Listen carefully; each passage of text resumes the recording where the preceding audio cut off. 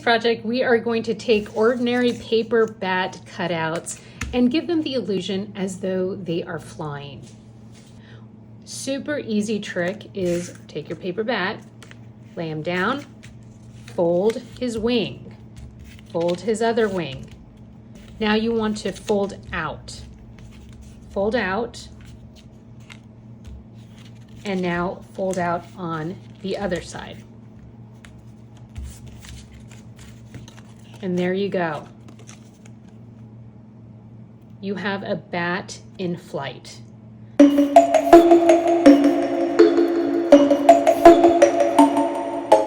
So when I folded all my bats, some of them I folded twice over, like this guy.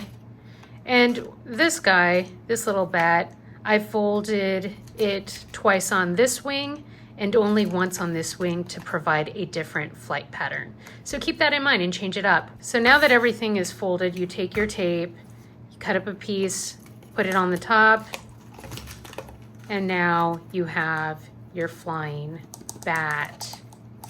Aww.